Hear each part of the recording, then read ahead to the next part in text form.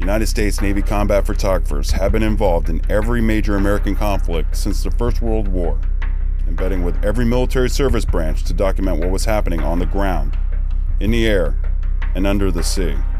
Combat camera was born out of World War II. So that was in 1942. The Navy created the first 9 combat photographic units, CPUs. About 4 to 6 people they deployed to the Pacific and European theaters of war, even into North Africa. And it was those teams that created almost 80% of the Navy's publicly released imagery from all of World War II. Later on, while all the others got going, and then at the end of the war, we had all kinds of photographers out there looking out.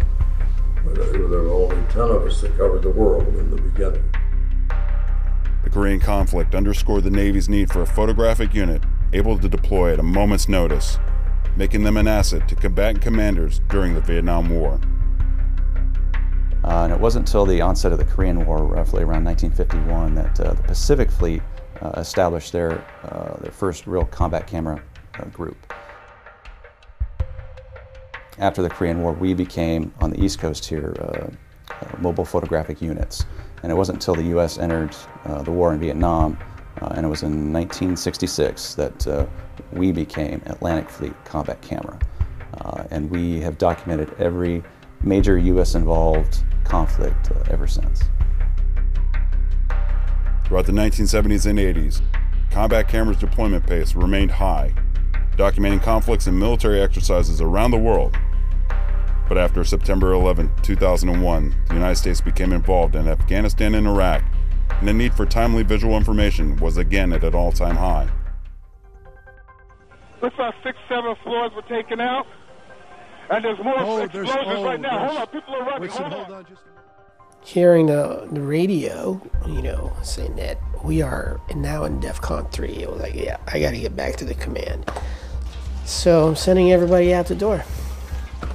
I'm getting guys going to New York. We got shooters going on the ships. Then a few days later, I was on to the Roosevelt, and we were heading for the Indian Ocean.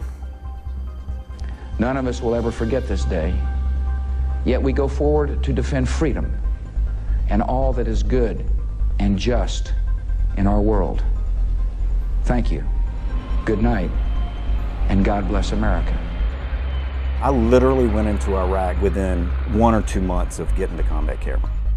Navy combat camera was the only combat camera that was allowed to jointly work with the Special Operation Forces.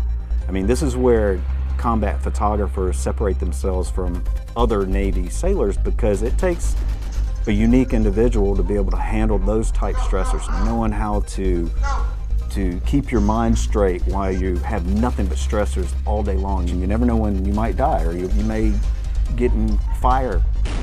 I mean, which happens, and it happens, well, it happened a lot for me. It's going out, a lot of it ultimately to the front line somewhere, and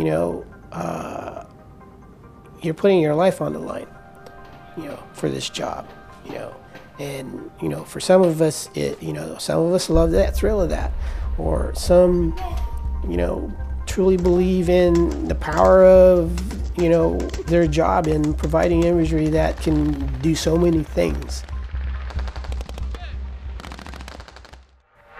As operations in the Middle East wound down, combat cameras saw a shift in missions from wartime documentation to training and sustainment. Sailors routinely deployed in support of various commands to tell their stories all over the world. I got to combat camera during a transitional period. As the U.S. started to dial back its involvement in the Middle East, we had to switch gears and refocus our main priorities. We still conduct sustainment in case that task ever does arrive where we might need to go back into combat. Communicate. We've also started to focus more on humanitarian missions and also doing training exercises and just working a lot more with other allied nations.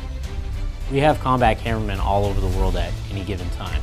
We've had guys diving in the Arabian Gulf in 110-degree weather, and at the same time We had guys up in the Arctic Circle in -30.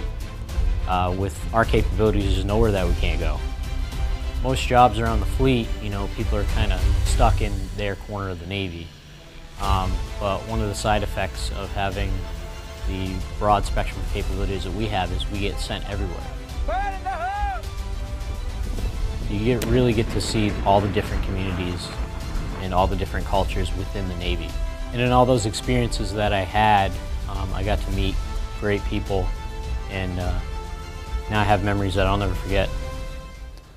So although Navy combat camera is disestablishing, the combat camera men and women have left a lasting legacy, a 70-plus year legacy, which can be seen today and can be seen tomorrow through their iconic imagery.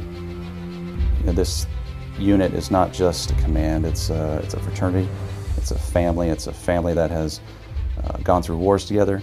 It's literally gone to the ends of the earth to tell the Navy story, and I think given the choice, we would do it all over again.